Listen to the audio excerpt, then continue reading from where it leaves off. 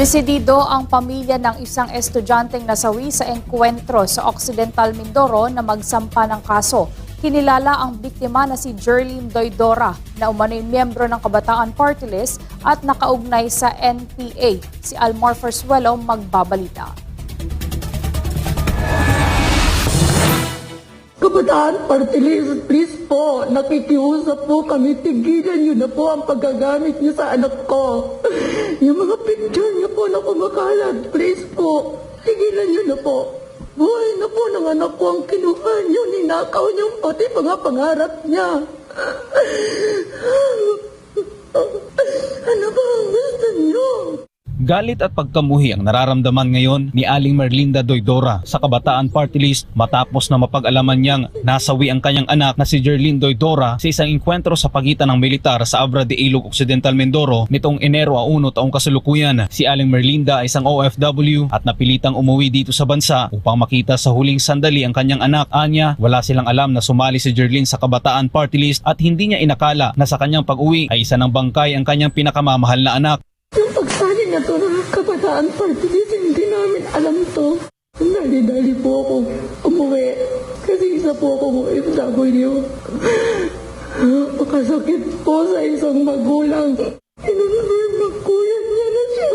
Matatanda ang ilang beses nang isinawalat ng mga dating kasapi ng rebeldeng NPA na ang Kabataang Party List ay isang legal front ng CPP, NPA, NDF kung saan nagre-recruit ang mga ito ng kabataan na mamundok at mamuhay bilang mga NPA. Samantala, hindi rin napigilan ni Gina Madis, ina ni Stephanie Joy Borinaga, ang maiyak nang malaman na kasali sa engkwentro ang kanyang anak. Nagpaalam lang ang anak na pupunta sa Maynila ngunit napunta sa Mindoro dahil na-recruit ng anak bayan. Ang paalam niya dito lang sa Metro Manila. Hindi ko alam kung bakit na-recruit siya sa mga ganyang samahan.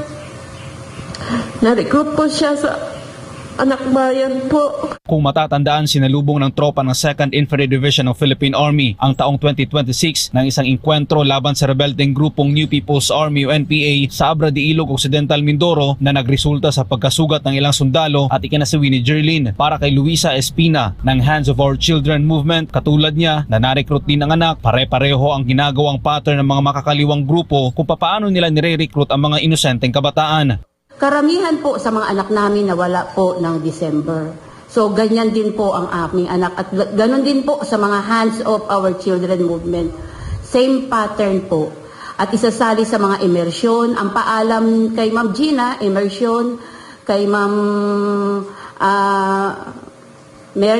Merlinda is camping. So pare-pareho, iba-iba lang ng tawag. Ngunit same pattern na idadalhin sila sa kabundukan. At pag nandoon na sila, matatrap na. Katulad ng anak ko, natrap na. Akala sabihin na mag-aaral lang o magtuturo sa lumad. Ngunit saan ba nadala yung anak ko? Guerrilla Front 55, Guerrilla Front 2, Guerrilla Front 18. So, ito yung mga NPA na nasa kabundukan. Binigyan diin pa ni Espina na ang pagkawala at pagkasawi ng ilang mga kabataan ay bunga ng terror grooming na ginagawa ng Makabayan Bloc na nasa Kongreso. Ano po ba yung mga organisasyon na sinalihan ng mga anak namin? Recording in progress. Anak Bayan, Kabataan Party List, Gabriela, at marami pa pong iba. Na ito ay nakaupo pa sa mga ating gobyerno. Kaya kinukundina namin yung nangyari sa anak namin. Yung nandito po, larawan po kung paano nate-terror grooming ang mga kabataan.